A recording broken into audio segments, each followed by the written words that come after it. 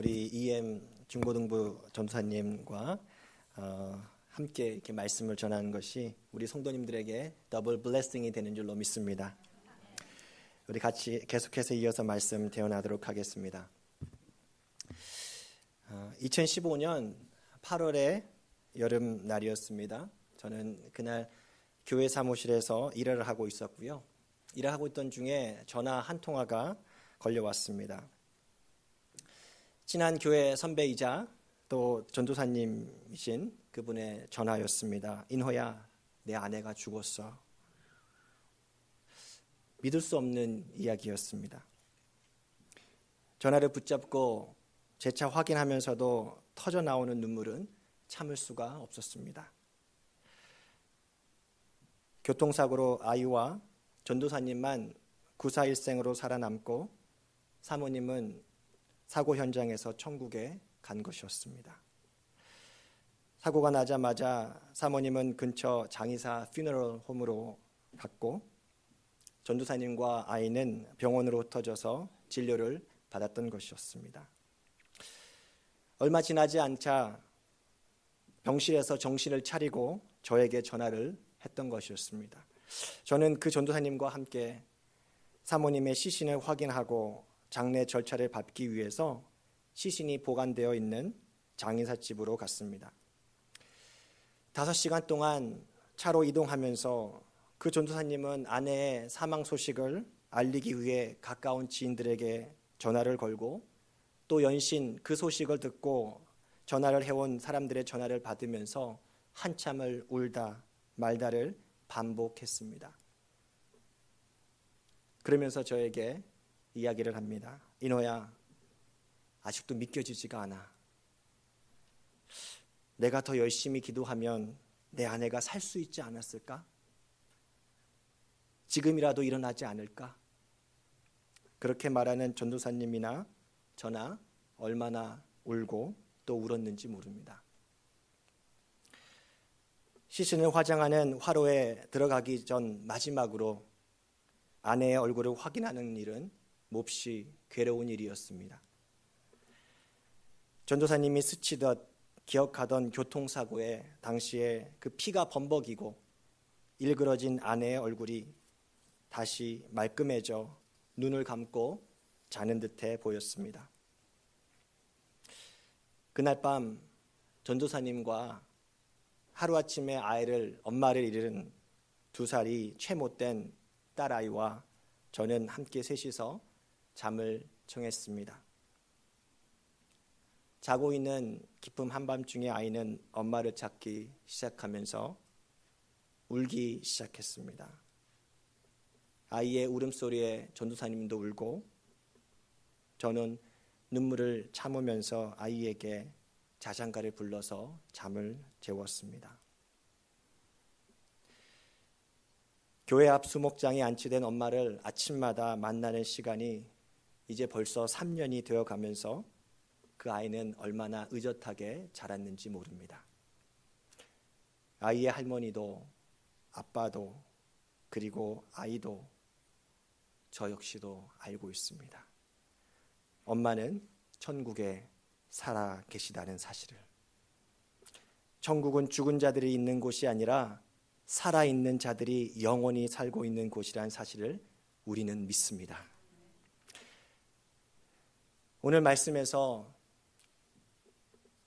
여인들은 자신들이 그토록 사랑하던 주님이 죽었다는 믿을 수 없는 사실을 받아들이면서 시신이 안장된 무덤을 찾아왔습니다. 지난 금요일에 있었던 일만 생각하면 마음이 괴로웠던 여인들이었습니다. 동물의 뼈를 끝에 붙인 그 채찍에 맞아 온몸이 다 찢겨지고 손과 발에 길고 녹슨 못이 관통할 때 울부짖던 예수님의 모습이 눈에 선했습니다. 마지막 시신의 죽음을 확인하기 위해서 군인들이 가냘픈 예수님의 옆구리를 날카로운 창으로 찔러 물과 피를 쏟아내게 했을 때 모든 것은 끝난 것만 같았습니다. 온 세상으로부터 죄인이라 손가락질 받던 자신을 품어 안아주셨던 예수님의 그 따뜻하고 사랑스러운 품을 생각하니 눈물이 멈추지를 않았습니다.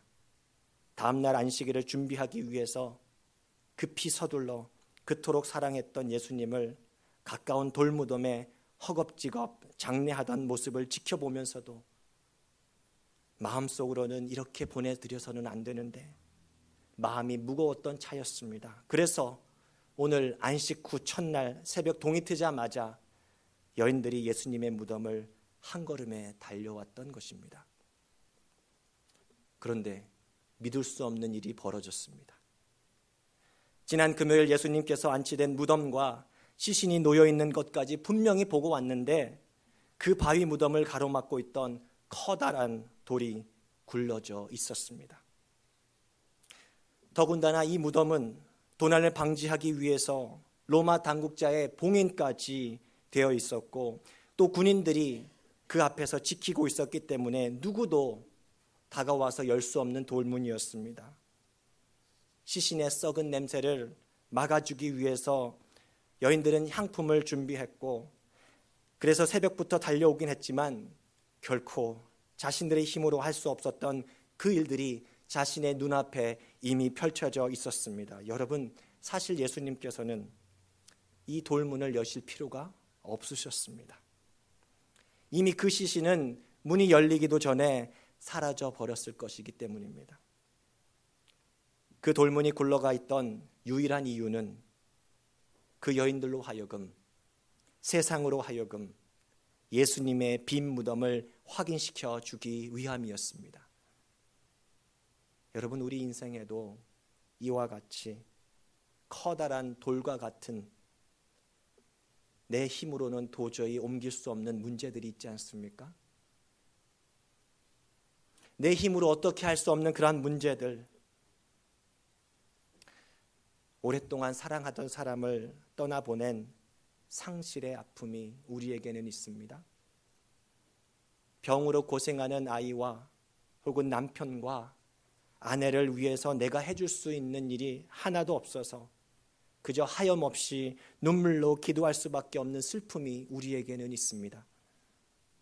평생을 수고하며 모았던 재산을 하루아침에 잃을 수밖에 없던 좌절을 우리는 겪습니다. 매일 열심히 살려고 발버둥 치지만 여전히 죽을 것 같은 힘든 상황은 바뀌어지지 않는 그러한 절망이 우리에게는 있습니다. 내 인생을 가로막는 커다란 돌과 같은 문제가 있고 그것은 우리를 아프게 합니다. 지금 난 호흡하고 살아있는 것 같지만 완전히 죽은 것 같은, 아니 어쩌면 죽는 것이 차라리 나을 것 같은 그 절망의 순간을 지나는 결과 같은 시간들을 우리는 시시때때로 경험하지 않습니까? 변하지 않을 것 같은, 영원히 깜깜한 밤일 것 같은, 끝없이 지속되는 겨울과 같은 시간, 그 시간은요, 예수님께서 경험하셨던 6시간 동안의 십자가 고통만큼이나 길게 느껴지겠지만 그 시간은 반드시 끝이 있습니다. 그리고 오늘 안식 후 첫날 부활주일 아침 우리 인생을 가로막던 커다란 돌은 굴러가져 있었습니다. 바로 우리 예수님께서 부활하셨습니다. 근심하며 지켜보던 여인들을 향해서 예수님의 시신이 놓여져 있던 무덤 속에 서 있는 천사들은 말합니다. 어찌하여 살아있는 자를 죽은 자 가운데서 찾느냐? 여기 계시지 않고 살아나셨느니라. 갈릴리에 계실 때에 너희에게 어떻게 말씀하셨는지를 기억하라. 여인들의 눈에는 어느덧 괴로움의 눈물에서 환희와 놀라움으로 바뀌어져 있었습니다. 우리 주님께서 절망 가운데 오직 부활의 주님만 바라보며 살아가는 우리들의 눈물을 닦아 주실 것입니다. 죄로 인해 죽을 수밖에 없어 절망하고 살던 우리들에게 어두운 새벽을 깨우는 환한 빛발을 비추어 주셨습니다. 그것은 소망입니다. 고린도전서 15장 9절 20절 말씀입니다. 만일 그리스도 안에서 우리가 바라는 것이 다만 이 세상의 삶뿐이면 모든 사람 가운데 우리가 더욱 불쌍한 자이리라. 20절 우리 같이 읽겠습니다. 시작. 그러나 이제 그리스도께서 죽은 자 가운데서 다시 살아나사 잠자는 자들의 첫 열매가 되셨도다. 아멘. 우리 예수님께서 부활하셨습니다. 그렇습니다. 우리도 부활할 것입니다. 주님께서 약속해 주셨기 때문입니다. 인자가 죄인의 손에 넘겨져 십자가에 못 박히고 제3일에 다시 살아나리라 하셨던 그 약속의 말씀이 오늘 실현되었습니다. 여러분 믿으십시오. 주님의 약속은 반드시 실현됩니다. 민수기 23장 말씀입니다. 하나님은 사람이 아니시니 거짓말을 하지 않으신다. 하나님은 인간이 아니시니 마음을 바꾸지 않으신다. 하나님은 말씀하신 것은 이루시며 약속하신 것은 지키신다. 온 생명이 죽은 것 같이 앙상한 가지와 하얗게 바래진 인생에서, 그래서 잠시 절망한 우리의 삶에서 주님께서 약속하신 봄은 반드시 찾아옵니다.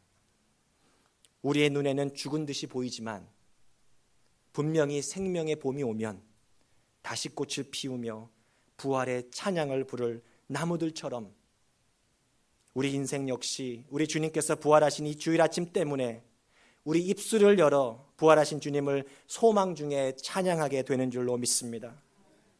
오늘 부활 주일 아침 우리에게 주시는 이 부활의 메시지로 우리가 힘을 내어서 우리에게 주어진 오늘 하루 또 올 한 해의 시간을 살아가십시다. 부활은 우리 믿는 자들에게 주신 하나님의 선물이요 영원한 소망이며 우리가 천국에서 누릴 영원한 기쁨의 이유인 줄로 믿습니다. 여러분 기억하시기 바랍니다. 우리는 매년 부활을 맞이하면서도 부활하신 예수를 믿어 내 인생에 찾아온 봄날을 보내는 그 시간에도 여러분 꽃샘추위는 찾아온다는 사실입니다. 오늘 부활주일 아침 좀 지금 보니까는 화창한 햇살이 비치고요. 다소 따뜻했는데요. 내일 월요일과 토요일에는 또 눈 소식이 예보되어 있네요. 잠깐 내리는 불편한 눈 그것만 보지 마시고요. 우리 인생에 찾아온 영원한 봄 속에 가득한 부활의 주님을 바라보며 살아가는 우리가 되기를 진심으로 바랍니다. 말씀을 마무리하면서요. 이승현 씨가 쓴 꽃샘추위에도 봄은 어디에나 있다라고 하는 글의 한 부분을 발췌해서 읽어드리겠습니다. 한번 들어보십시오.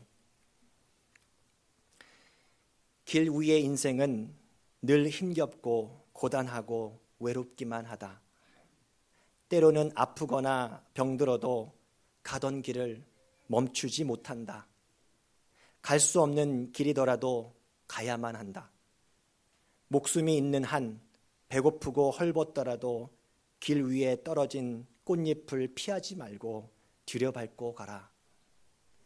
봄의 길이라고 언제나 꽃피는 봄날과 같지는 않다. 봄의 꽃이 핀 날에도 바람은 불고 비도 온다. 때로는 꽃샘추위도 있다. 날마다 날만 탓하지 말고 꽃도 보고 꽃길을 따라 걸으며 세상에 주어진 생을 살아내어라. 꽃샘추위에 비바람 불어도 봄의 꽃은 어디에나 있다. 봄의 꽃보다 더 아름다운 봄의 꽃은 바로 한 번뿐인 인생을 사는 당신이다. 꽃샘추위와 비바람 부는 시련 속에서도 부활의 소망을 품고 오늘 나에게 주어진 인생의 길을 걸어가는 우리 모두가 봄의 꽃이요 부활의 증인들인 줄로 믿습니다.